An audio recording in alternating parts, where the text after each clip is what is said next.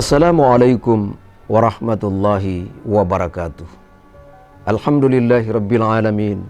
Wassalatu wassalamu ala rasulillah wa ala alihi wa ashabihi ajma'in, amma ba'd. Allah subhanahu wa ta'ala berfirman, Wallahu ya'lamu ma fi qulubikum. Dan Allah maha mengetahui apa yang ada di dalam hatimu. Jika Allah mengetahui apa yang ada di dalam hati, maka sebelum kita melakukan perbuatan, kita harus dahului dengan niat yang ikhlas, tulus karena Allah subhanahu wa ta'ala.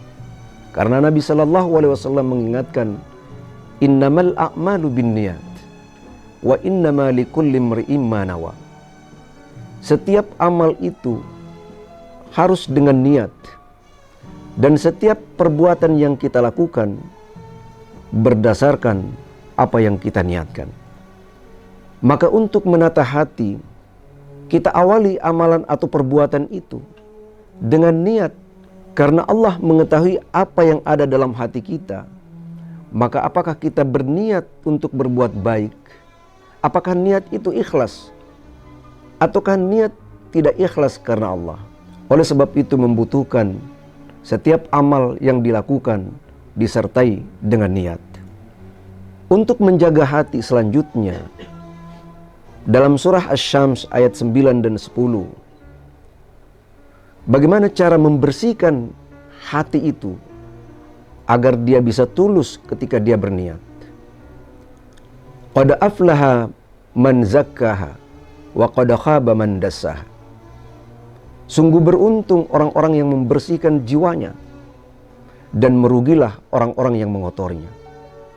Bagaimana cara membersihkan jiwa?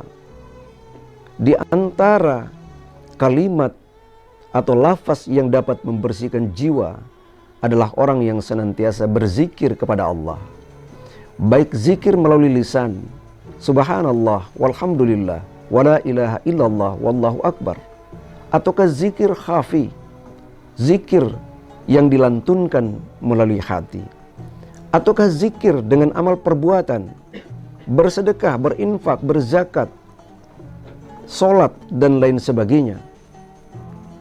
Hal ini dapat membersihkan hati dan merugilah orang-orang yang mengotorinya, yaitu jauh dari zikir kepada Allah subhanahu wa ta'ala. Kemudian yang ketiga, bagaimana kita bisa menjaga dan menata hati?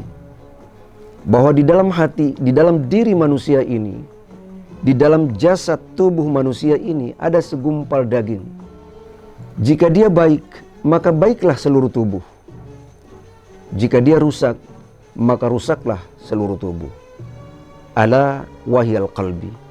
Dan ketahuilah, yang dimaksud itu adalah hati. Bagaimana kita menata hati atau menjaga hati ini? Karena hati ini adalah raja dari kerajaan tubuh. Apa yang diperintahkan oleh hati, itu yang dilakukan oleh tubuh atau anggota badan. Maka sebelum bertindak, tatalah hati dengan sebaik-baiknya, agar dia membisikkan ke dalam hati itu amalan-amalan yang diridai Allah subhanahu wa ta'ala. Amalan-amalan yang baik, yang mampu membersihkan hati kita. Rugilah orang-orang yang senantiasa mengotori hatinya atau jiwanya. Semoga ada manfaatnya. Wabillahi taufiq wal hidayah. Wassalamualaikum warahmatullahi wabarakatuh.